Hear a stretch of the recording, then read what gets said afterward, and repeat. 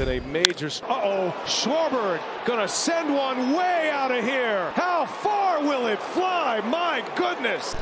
Breaks his bat, Kerkering, gotta find it, throws to the plate. Oh my goodness, he throws it away, and the Dodgers have won. You just make a lot of different relationships in the clubhouse, and you never know how it's going to work out. The Dodgers-Phillies NLDS series was one of the best divisional series I've seen in a minute, not because of the games, but because of what they mean for each team. The Dodgers solidified their current dynasty, while the Phillies just guaranteed that they're the most overrated team of the entire 2020s. How did a franchise with so much talent fall short of a World Series victory for over half a decade? What does Kyle Schwarber's future look like with the Phillies? And more importantly, how are the Dodgers underdogs in the NLCS for the first time in what feels like forever? Game 1 of the NLDS between the Dodgers and Phillies was special for so many reasons, but by far the biggest had to be Shohei Ohtani's first start of his postseason career. Ohtani went 6 innings, striking out 9 Phillies, but unfortunately had allowed 3 runs in the bottom of the second inning, and after 5 shutout innings from Phillies pitcher Christopher Sanchez, it looked like that would be enough to beat the Dodgers. Coincidentally, that's when the LA offense struck back, scoring 2 in the 6th inning and taking the lead on a clutch Teoscar Hernandez bomb in the 7th inning. King and bits to pop out. 3-run homer for Teoscar Hernandez. Credit where credit is due. Dave Roberts knew he couldn't trust his bullpen, so instead he tossed usual starters Tyler Glasnow and Roki Sasaki, meaning the regular season bullpen was minimized in Game 1, resulting in the Dodgers winning 5-3. Game 2, however, was the complete opposite of that situation. In Game 2, Blake Snell and Jesus Luzardo were absolutely dealing. Snell went 6 scoreless innings, striking out 9 batters and allowing just 1 hit. But on the other side of the bump, Luzardo was working on his own masterpiece. Coming into the top of the 7th inning, the game was tied 0-0. That's when the Dodgers offense gave the Phillies death by 1,000 cuts. First, Teoscar Hernandez doubled, then Freddie Freeman hit a single followed by Kike Hernandez driving in the other Hernandez on a fielder's choice. After that, Max Muncy walked and Will Smith delivered a single to drive in 2 more runs. By the end of that inning, the Dodgers led 4-0. And the way the game was going, that was probably going to be enough. Or was it? In the 8th inning, the Phillies managed to drive in Max Kepler after a leadoff triple, and in the 9th inning, Nick Castellanos almost made the bank erupt. Castellanos with a base hit.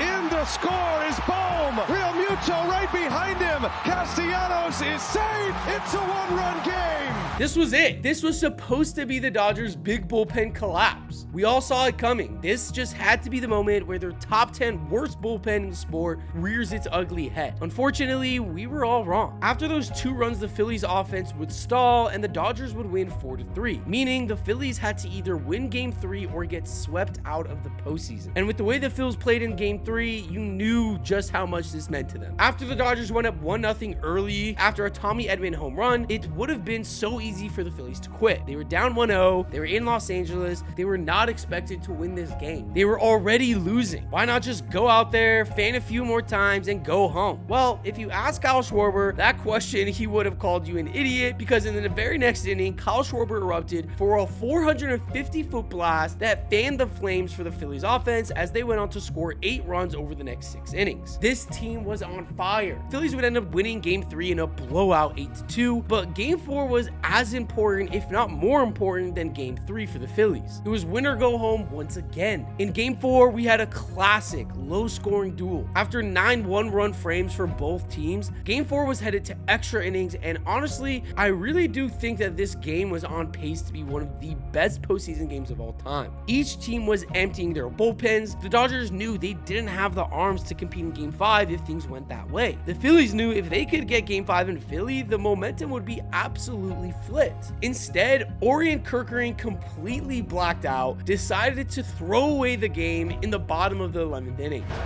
Breaks his bat, Kerkering, gotta find it, throws to the plate. Oh my goodness, he throws it away, and the Dodgers have won. Dodgers win Game 4, 2-1 and advance to the NLCS once again. So what does this mean? Well, for starters, it's another season of disappointment for Philly fans. And what's going to happen to Kyle Schwarber? Will the Phillies trade away their aging core in hopes of rebuilding? Can Bryce Harper win a championship before he retires? These are all extremely valid questions. And let me be blunt, Schwarber in all likelihood is gone. And if the Phillies trade away their core, I wouldn't be too shocked if Harper wants out also. We're talking about a guy who lives to compete in October. If the Phillies aren't willing to commit to that, and let me be clear, they have very solid reasons for not wanting to, I think Bryce Harper will leave. But like I said, only in that one specific scenario. I do see a world where they do retain Kyle Schwarber, and if they do, they're going to have to give him a bag, rivaling the Kyle Tucker deal. I mean, seriously, if Shohei Ohtani wasn't doing what he's doing, there's a solid chance Schwarber wins the NL MVP. Personally, I view the Phillies as an aging roster who would benefit more from shedding salary now and trading aging talent now than waiting until the end of whatever this current course timeline is. There's a very solid argument to be had that their championship window is already closed, so just move on and try again.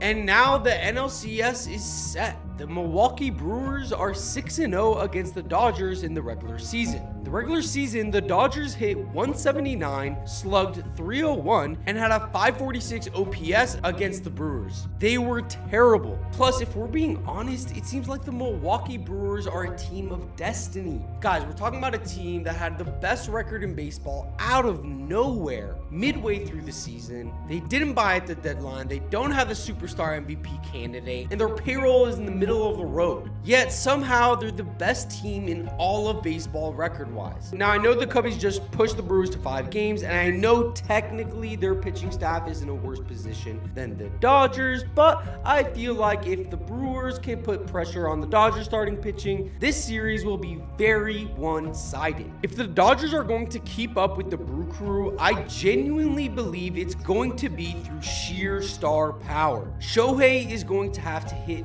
nukes. Mookie is going to have to play elite defense, and Freddie Freeman is going to have another iconic moment. But that's without accounting for experience. The Dodgers have been here before. They're a dynasty at this point. They know how to win big games. The Brewers, on the other hand, only have been to the NLCS 3 times since 2011, and the last time was 2018, and that was a completely different roster. This team is entirely brand new, which means one of 2 things are going to happen. One, they'll fold under the pressure and be another victim of the Dodgers. Or they'll rise to the occasion and beat the Dodgers because they don't know how to lose. I can honestly see it going either way, but I really do think the Dodgers going 0-6 against the Brewers is a huge tell. I can understand if they went slightly under 500 against them, like they did with the Cubs, but 0-6 in a season series is insane. And another thing to keep in mind is that the Brewers have an ERA